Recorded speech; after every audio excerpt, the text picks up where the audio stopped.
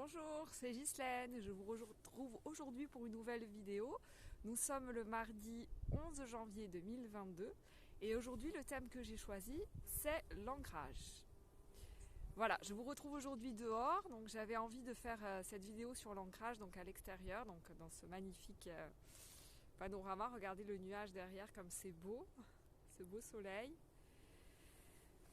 Alors, qu'est-ce que l'ancrage ? Quels sont les signes du manque d'ancrage? À quoi ça sert? Voilà, quelle est son importance? Je vais un petit peu essayer d'en savoir plus à propos de l'ancrage parce que je suis une personne à qui on dit souvent tu manques d'ancrage, voilà, il faut s'ancrer, etc. Et, euh, et c'est quelque chose que j'ai beaucoup de mal à faire parce que je trouve que c'est plus confortable pour moi d'être dans la tête dans les étoiles qu'ancré. Voilà, alors j'avais commencé à accueillir hier des informations, donc je vais essayer un petit peu de les synthétiser et puis quand même de rester ouverte à ce qui va se présenter aujourd'hui.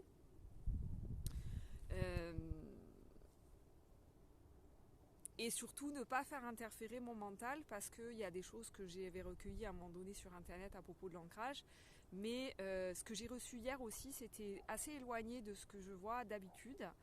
Et donc j'aimerais vraiment rester,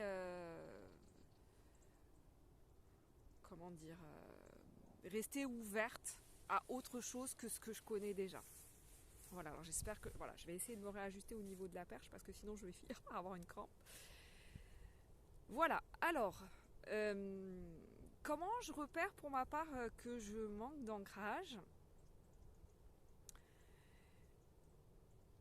Pour ma part, je vais dire que je vais avoir du mal à m'organiser dans ma journée. Je vais me laisser déborder par le temps et par ce que j'ai à faire.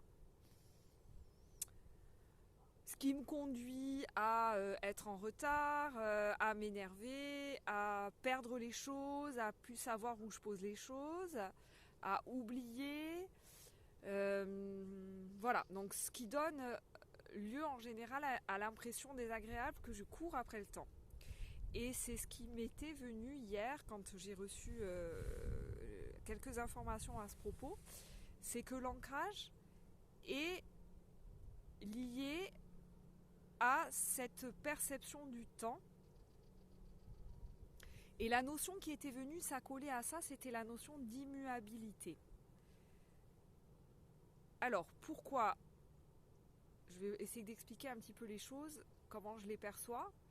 C'est que dans la société dans laquelle on vit, qui est une société occidentale moderne, nous sommes soumis à un rythme qui est stressant, je pense, pour la majorité des personnes, parce que nous avons beaucoup de contraintes, beaucoup de sollicitations. Pour la plupart en tout cas, le temps de travail occupe beaucoup nos journées. Et c'est comme si on avait du mal à tout faire tenir dans une seule journée. Il y a aussi les réseaux sociaux, le téléphone, enfin tous les moyens modernes qui captent beaucoup notre attention. Ce qui fait que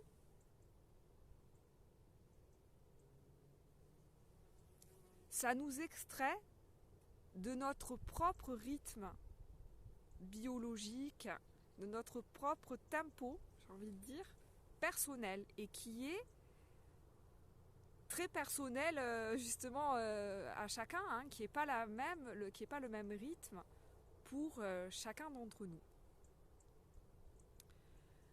Donc par rapport à cette notion d'immuabilité aussi, je perçois que cette notion d'ancrage, elle est liée à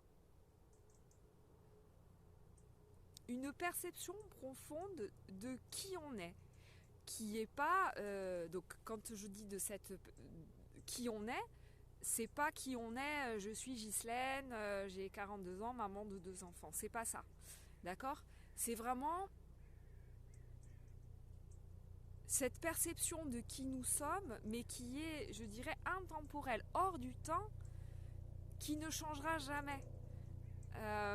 Qui est notre essence profonde, qui est...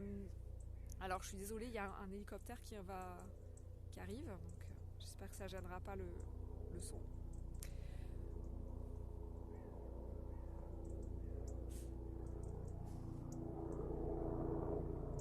Alors, qu'est-ce que ça vient me dire là, l'hélicoptère? Oui, c'est cette essence profonde que nous sommes, quels que soient les aléas, quel que soit l'âge que nous sommes, que nous avons, quel que soit le statut social que nous occupons.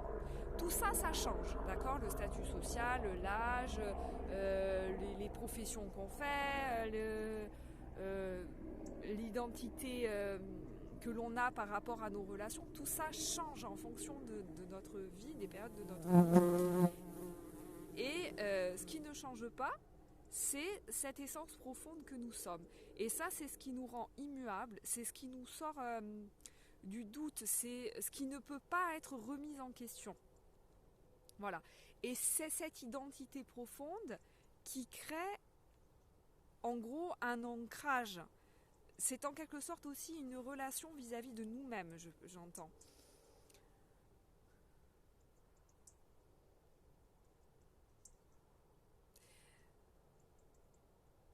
Alors, qu'est-ce qui nous permet de nous remettre dans cet ancrage quand on n'est plus ancré, du coup, puisque je vous disais que moi, c'est quelque chose que j'ai du mal à acquérir.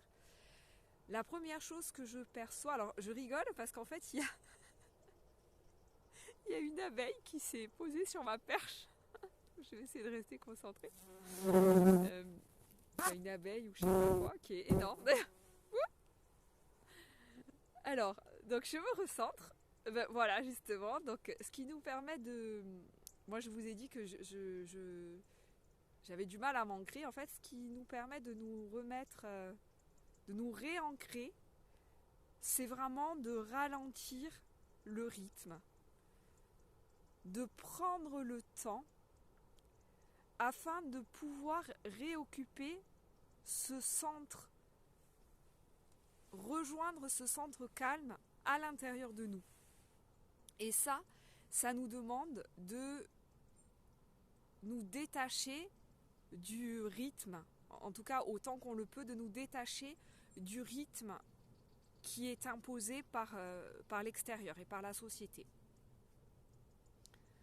Voilà, donc je suis reliée à l'esprit de la tortue, donc c'est le rythme de la tortue, de prendre le temps. J'avais aussi été mis en lien avec la notion de contemplation. Contempler ce qui nous entoure, ce qui se passe autour de nous. Donc contempler la nature, contempler les couleurs, contempler les gens qu'on aime et qui nous entourent.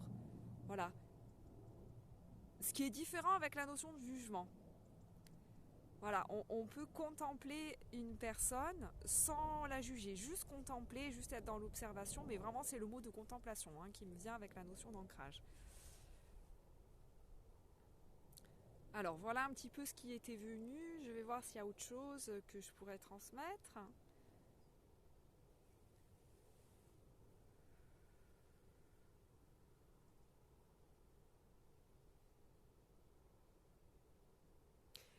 Alors, ce qui m'était venu aussi, ce qui me revient, c'est de recréer un lien avec le bassin.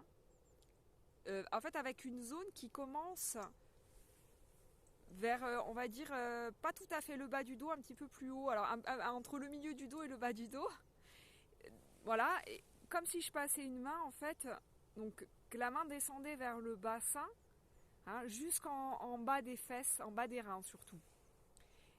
Et c'est comme si on avait une gaine qui remontait jusqu'au ventre.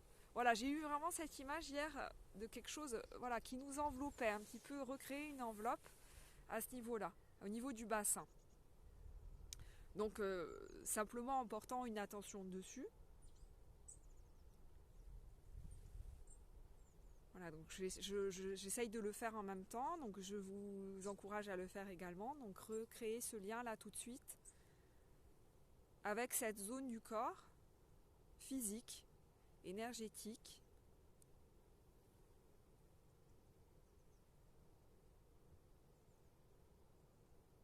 qui est en lien avec notre assise physique, mais aussi notre assise justement en lien avec cette identité profonde.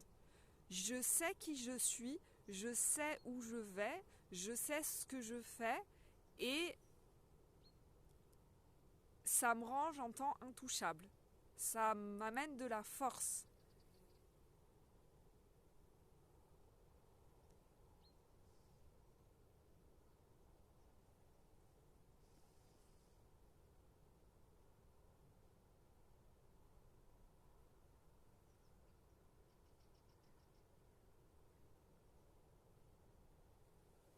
Et là, j'ai envie de me redresser du coup.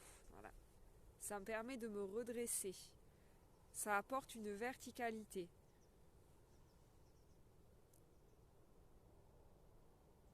C'est-à-dire qu'au lieu de courber le dos, au lieu d'être esclave de l'extérieur, ça permet de me redresser.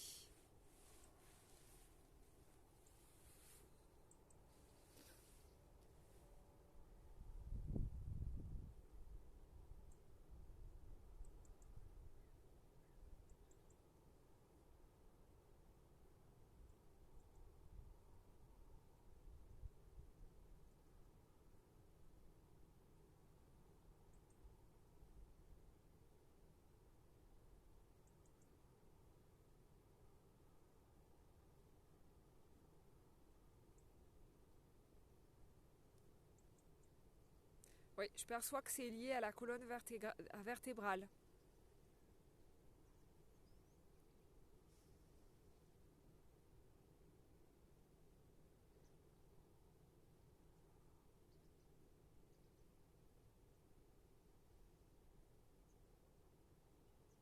Alors voilà, je crois que c'est ok, je crois que ce que je devais transmettre l'a été.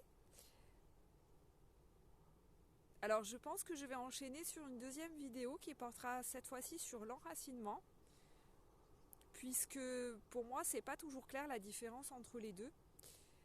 Voilà, donc je vais voir un petit peu si j'ai d'autres choses qui arrivent à propos de l'enracinement. Donc je vous remercie pour m'avoir écouté, n'hésitez pas à liker, à partager, à commenter, à vous abonner à la chaîne, à consulter éventuellement mes accompagnements donc, qu'on peut retrouver sur le site lespassages.fr. Donc le lien vers le site se figure sous la barre d'infos. Et puis je vous souhaite une belle journée qui est pour moi ensoleillée. Voilà, gros bisous.